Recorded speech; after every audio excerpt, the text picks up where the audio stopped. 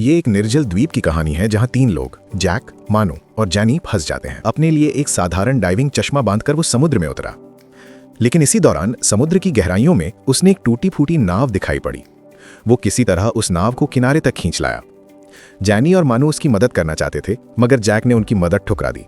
लाचार होकर दोनों केवल ये देख सकते थे कि जैक अकेले ही तट पर नाव की मरम्मत कर रहा है। चांदनी रात में मानू और जैनी दोनों इंटीमेट होते हैं और एक प्लान बनाते हैं कि उन्हें जैक की नाव चुराकर भाग जाना चाहिए। मानू ने भी उसकी बात मान ली और दोनों ने जैक की गतिविधियों पर नजर रखना शुरू किया। अगली सुबह मानू ने देखा कि जैक नाव की मरम्मत कर चुका है और अब मछलियां पकड़ने के लिए समुद्र की ओर जा रहा है। ये मौका देखकर मानू ने तुरंत जैनी को जगाया। दोनों ने बिना देर किए नाव को पानी में उतारा और भाग निकलने की कोशिश की, लेकिन ये सब जैक का रचा हुआ जाल था।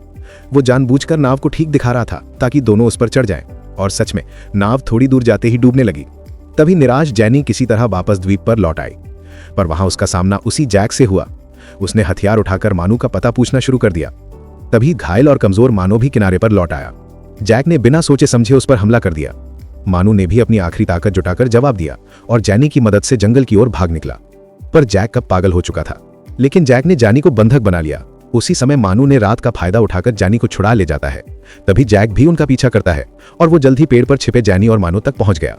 पर उसे पता नहीं था कि ये मानू का बिछाया हुआ जाल था। जैनी ने जैक के ऊपर अचानक चाकू से हमला किया।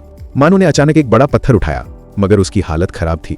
तेज बुखार के कारण वो लड़खड़ा गया और गलती से जैक के पैरों के पास पड़े हथियार पर गिर गया। वो मौके पर ही मर गया।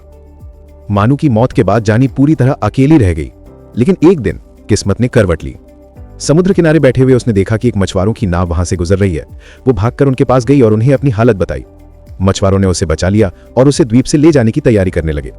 लेकिन रवाना होने से पहले जैनी ने जैक के सारे सामान अपने साथ ले लिए, और सबसे बड़ी बात, उसने मछुआरों से जैक का जिक्र तक नहीं किया। उधर समुद्र में तैरते हुए जैक ने वो नाव देख ली।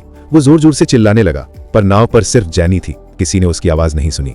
समुद्र में डूबते हुए जैक को देख जैनी के चेहरे पर आखिरकार संतोष और